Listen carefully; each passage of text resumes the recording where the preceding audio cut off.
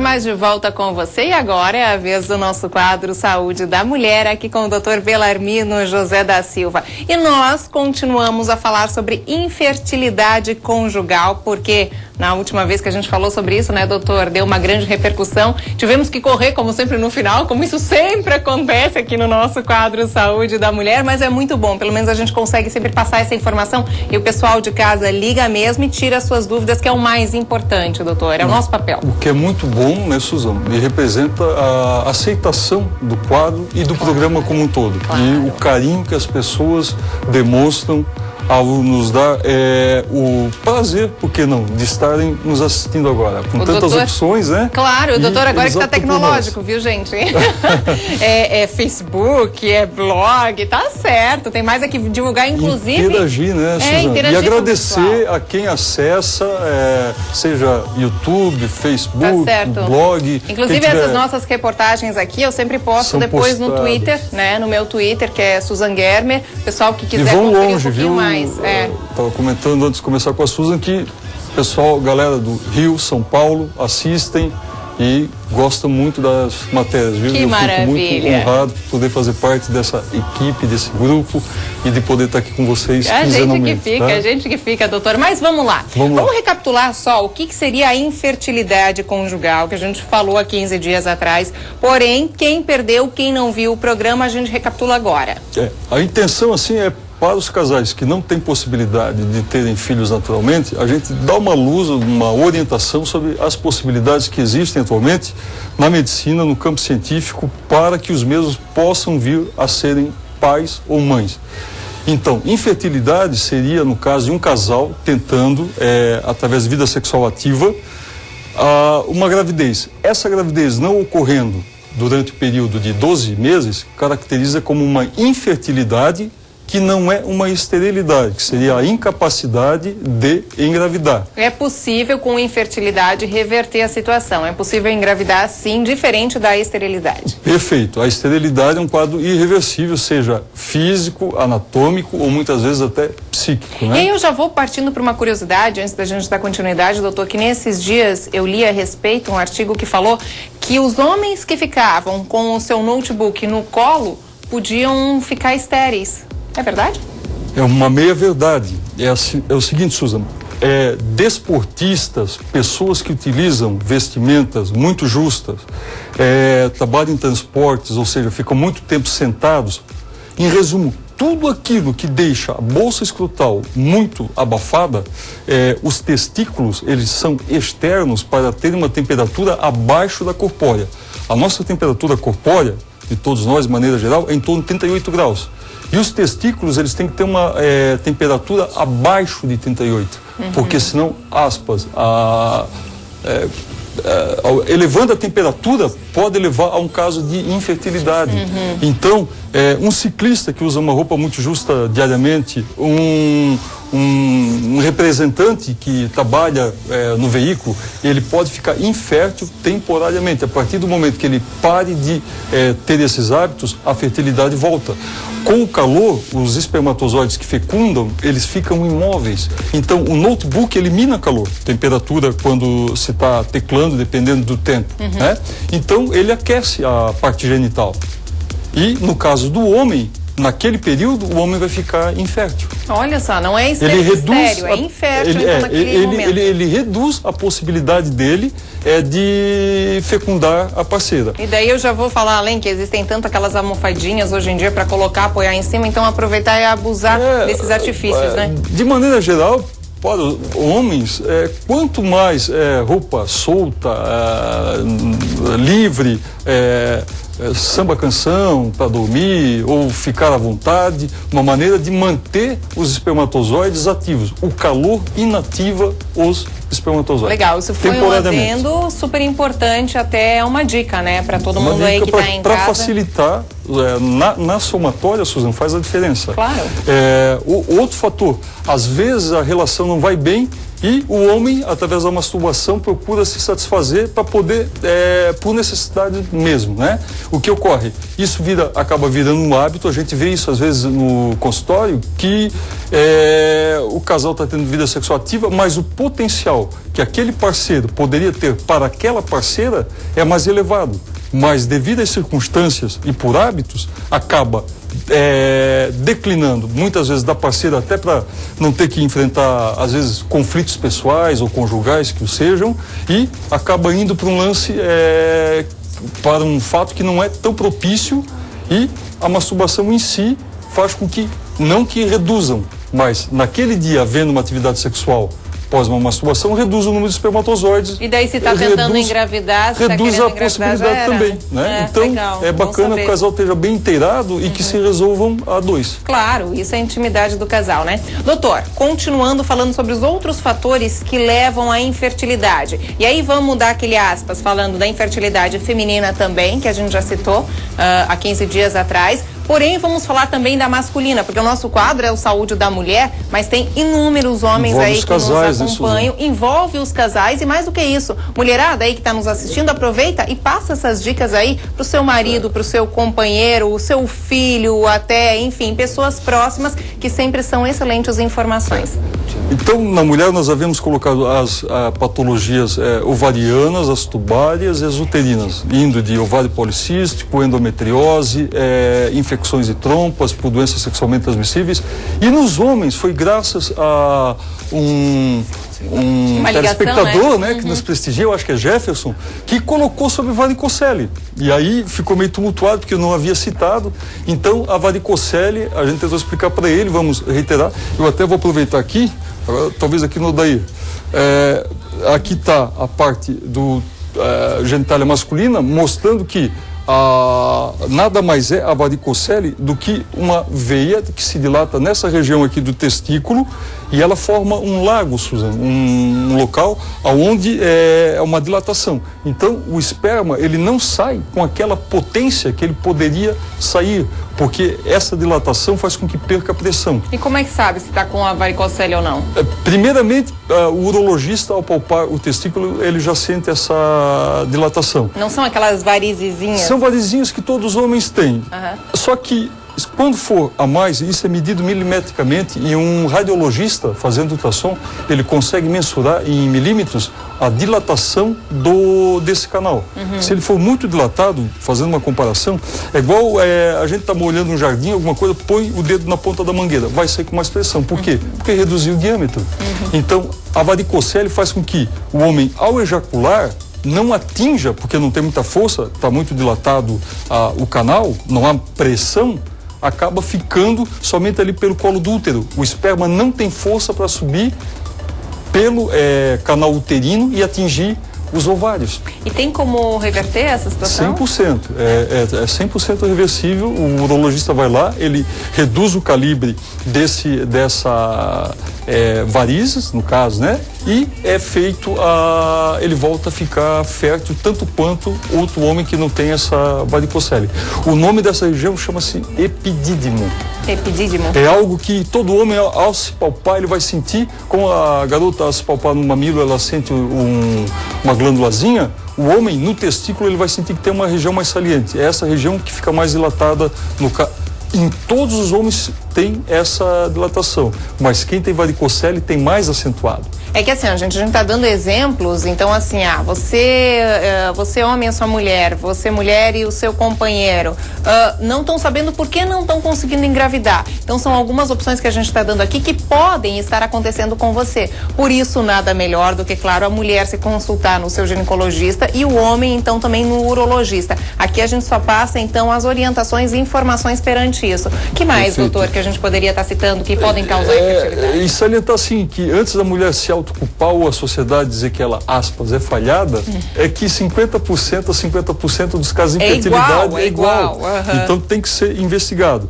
E salientar novamente o que havíamos colocado, o uso de medicamentos indiscriminado, muitas vezes anticonvulsivantes, antidepressivos, medicamentos que mexem com o metabolismo, até antitireoidianos, podem fazer com que haja um retardo da parte masculina, esses espermas, porque o espermograma, ele é visto pela atividade dos espermatozoides e pela quantidade.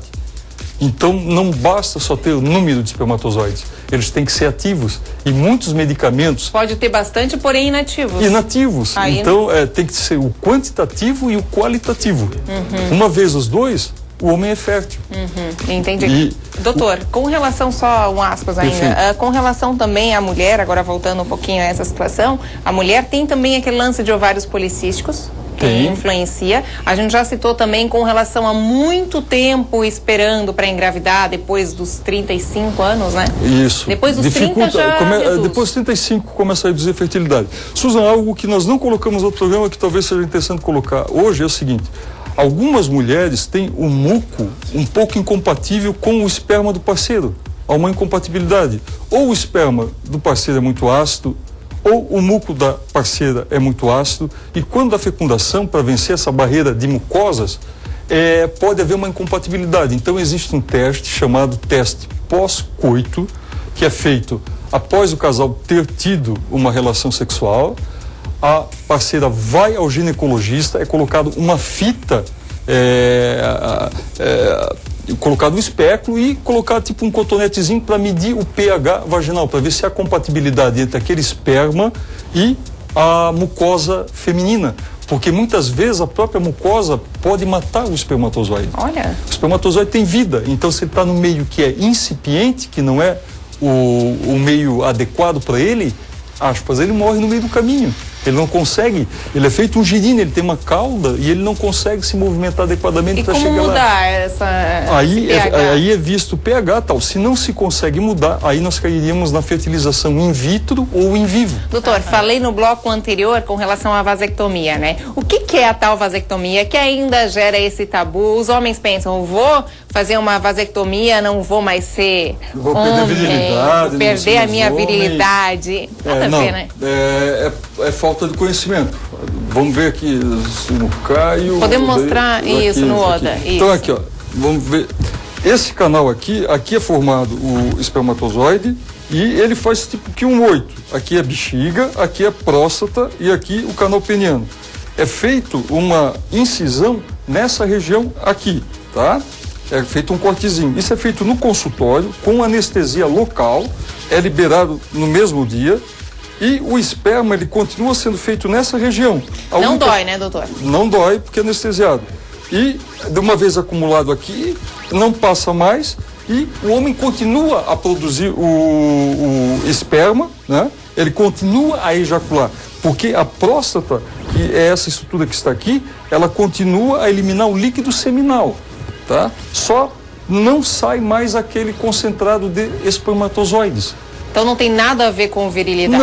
Não tem nada a ver com virilidade, o desejo é o mesmo, a frequência sexual é a mesma, a única coisa que muda é a textura do ejaculado, digamos assim. Continua ejaculando normal? Normal, não tem nada a ver com ejaculação precoce, a única coisa é que para fecundar num caso desse, Susan, tem que pegar e aspirar diretamente no testículo para retirar um esperma, e juntar ao óvulo da parceira, aí vai ser in vitro para poder fecundar. Ah, se quiser fazer a fertilidade. Mas tem também como reverter, tem como né? reverter, mas é bom deixar muito claro assim, ó, até os planos de saúde exigem que os parceiros, tanto o homem quanto a mulher, assinem documentos que estão cientes que a reversibilidade ela é muito pequena.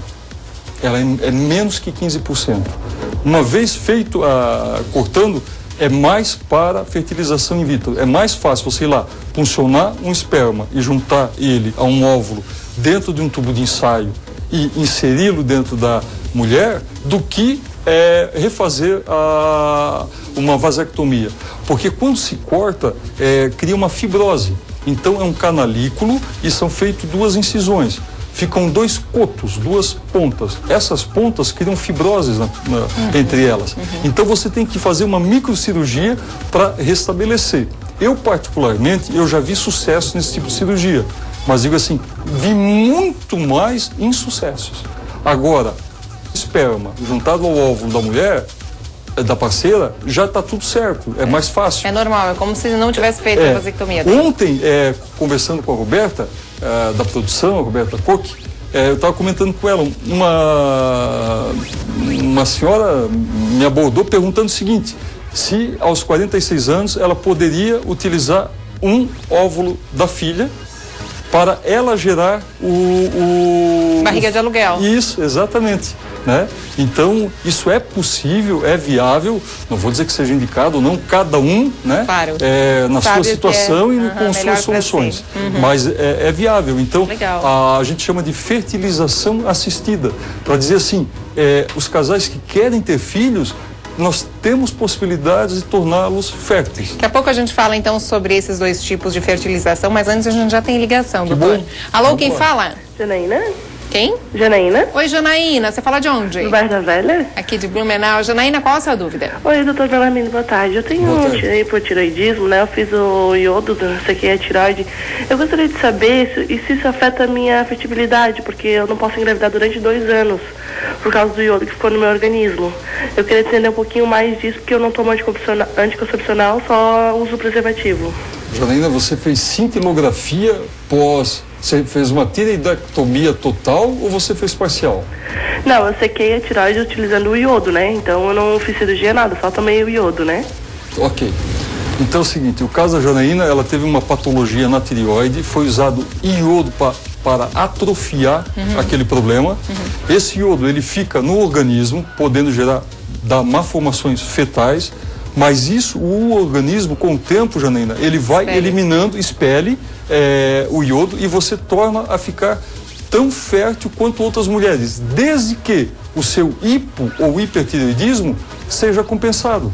Então, se está levando 2 anos para você engravidar, tem que falar com o seu endócrino ou com a sua endócrino o que está ocorrendo.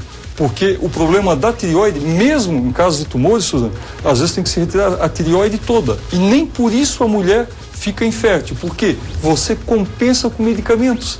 Retira a tireoide, mas põe o produto que a tireoide produz. Existem, toma um comprimidinho por dia, meia hora antes do café da manhã, e a tireoide, existindo ou não, se ela funciona pouco, que é o hipotireoidismo, ou o hiper, ou mesmo a ausência da tireoide, você tem como corrigir. Ah, que bom saber. Então, Janaína, muito obrigada. Continua tentando aí que daqui a pouco você está com o seu neném. Já temos mais obrigada pela ligação sempre de todos aí que participam. Já temos mais uma ligação. Alô, quem fala? Oi, é a Ilma. Ilma, seja bem-vinda. Você fala de onde, Ilma? Da Itopava Central. Também aqui de Blumenau. Ilma, Sim. E você? Qual a sua dúvida? É assim, eu queria perguntar pro Dr. Belarmino. O meu filho sofreu um trauma nos testículos com 14 anos de idade, né? E nisso ele ganhou uma hidrocélise e ele tem 5 cistos. Eu gostaria de saber do Dr. Belarmino se mais tarde ele vai ter problemas para fecundação. De fertilidade, né? Fertilidade, isso. Hidrocélise nos 2 testículos ou em um? Em um. Em um? Isso. Tá, então já Hoje ele tem 18 anos, é 18 isso? 18 anos, é. 18 anos. Ilma, obrigado pela ligação, obrigado por estar aí conosco, que é a razão de nós estarmos aqui, né, Suzana? Sempre. Obrigadão. Obrigada. É o seguinte, o filho da Ilma não vai ter dificuldade nenhuma. É como uma mulher que tem que retirar um ovário, né? São 2, e o outro cumpre a função do remanescente. Então, o filho da Ilma, mesmo tendo uma hidrocele, que é uma retenção pelo trauma, houve uma degeneração desse testículo. Ele ficou, o testículo acometido por um trauma, muitas vezes pode ficar inviável. Mas tendo o outro funcionando normalmente, ele é fértil. Mas pela quantidade... Não, Suzana, a quantidade, um testículo consegue suprir, é feito um rim. Ele dá conta do recado. Ele se adapta, faz uma leitura e diz assim, eu tenho que trabalhar dobrado. Mas não inviabiliza... O que é o nosso organismo, né? Maravilha. É uma caixinha de surpresa. Nossa, muito incrível, boa. Incrível. Ilma, obrigada aí pela sua participação. Doutor, fertilização, vamos lá. Vivo e in vitro, qual a diferença?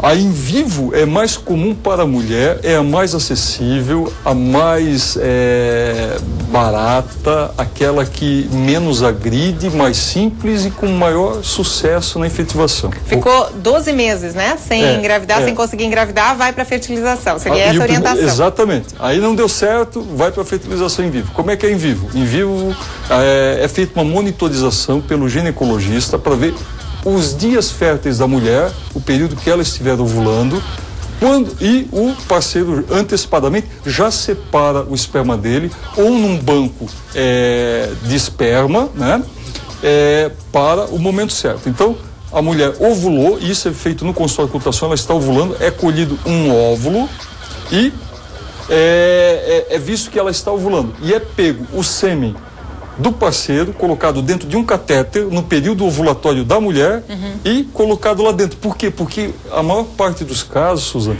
é o esperma que tem dificuldade de vencer aquela barreira que eu comentei antes, há uma incompatibilidade. Então ele não consegue, aspas, penetrar literalmente. Então se coloca com uma sondinha, se passa aquela barreira com a sonda e insere o esperma dentro do útero. Na verdade, só dá uma ajudinha. Só empurra o esperma lá dentro. Porque ejaculando fica na parede, na mucosa vaginal, você coloca direto dentro do útero o esperma. E a mulher, você vê, diz assim, ó, nós vamos colocar amanhã, que o óvulo ele fica disponível 3 dias. Existem medicamentos que deixam até um pouquinho mais.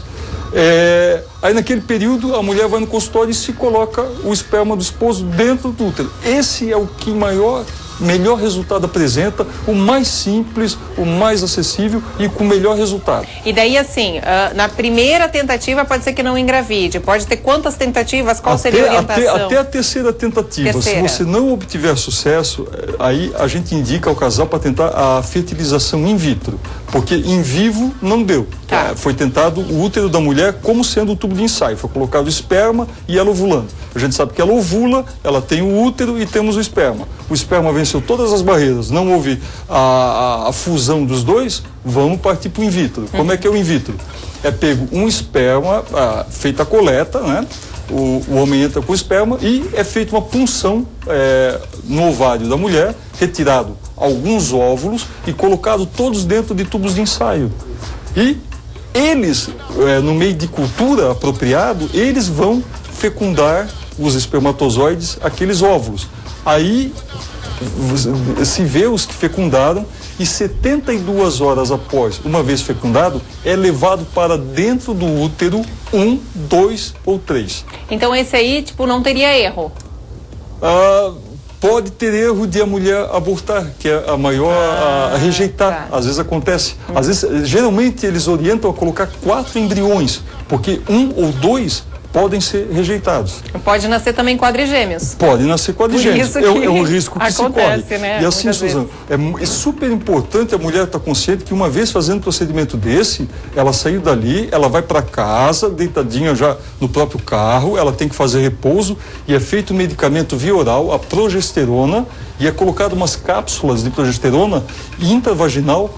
Como tem os abortivos, tem os antiabortivos, para segurar o bebê, os embriões ali dentro. Uma vez estando guardadinhos, deram 12 semanas, aí a mulher vai poder começar a ter suas atividades normais, para os embriões se implantarem de maneira adequada. Que interessante isso, doutor. E uma outra possibilidade in vitro a gente pode fazer essa, e quando não ocorre, pode acontecer, o esperma vai lá e não fecunda o óvulo. Coloca-se o produto do espermatozoide, o sêmen, dentro de uma agulha, de uma injeção, e injeta-se dentro do óvulo. Aí você faz direto mesmo. Se ele está com dificuldade para penetrar, você vai com uma agulha no óvulo, no microscópio, e faz a inserção. É uma imagem até muito clássica na imprensa, de o pessoal introduzindo. Então, verdade. Esses são os 2 tipos in vitro. Doutor, já temos mais uma ligação. Alô, quem fala? Alô, é a Márcia? Márcia? Isso, Oi, Márcia. E você? Fala de onde, Márcia? do bairro Valparaíso. Valparaíso. Márcia, qual a sua dúvida? A minha dúvida é assim, ó, que eu tenho uma pressão alta e eu tomo remédios para pressão alta, né? Eu tomo atenolol de 50 miligramas e o Pressade de 10 miligramas. Eu gostaria de saber se eu tenho condições de engravidar. Que eu queria fazer um tratamento para engravidar. Eu gostaria de saber se eu posso ou não. Se eu fico infértil através desse remédio, como é que fica? Você tem quantos anos, Márcia? Eu tenho 27. Perfeito. Boa tarde, Márcia. Obrigado, Valparaíso. A Márcia tem todas as condições, Suzana. A hipertensão é plenamente tratável. Uma vez estando corrigido o fator, ela está de igual para igual com outras mulheres. O grande problema em fecundação é você saber o que pode dificultar. Uma vez sabendo, hipertensão não é fator limitante para a gravidez. Não é e nunca foi. A única coisa que a Márcia talvez vai requerer, uma atenção um pouco mais especial por parte de cardiologistas, devido à hipertensão, para monitorar, para não ter uma pré-eclâmpsia, alguma coisa assim. Mas a hipertensão e tomando o Abloc, os medicamentos que ela está tomando, não a contraindicam de engravidar, em então, absoluto. quer dizer, problema não. Problema de tireoide, hipertensão, diabetes, não levam à infertilidade. São problemas plenamente corrigíveis. São situações, doenças, patologias corrigíveis. O que leva à infertilidade seria aquilo que a gente citou. Problemas ovarianos, problemas hormonais, infecções crônicas que levam a fibroses, insuficiência, ali quando a gente conversou sobre o útero, que ele não consegue segurar o embrião, que dá o abortamento espontâneo. Então, esses fatores sim, mas patologias corrigíveis não são causas de infertilidade. Gente, uma vez corrigidas, né? Muito legal, viu, doutor? Sempre. Acho que dessa vez a gente conseguiu falar tudo sobre infertilidade, né? Tomara que conseguimos esclarecer tudo. Gente, vou passar os contatos, tá? Do doutor Belarmino José da Silva. O telefone é o 3326-0102. Sempre muito obrigada pela participação aqui no nosso quadro. Enfim, né? Não temos na próxima quarta-feira, na outra, novamente, quadro Saúde da Mulher. Daqui a pouco já tem que virar semanal, viu, doutor? A galera tá pedindo. Eu quero deixar aqui, Suzano, obrigado ao escritor Fabrício Fabretti e ao ator Edwin Luiz, que agora está na Record, que nos assiste e repasso os parabéns. Através da internet. Repasso os parabéns deles a você. Olha, que maravilha. Obrigada, doutor. Obrigada sempre.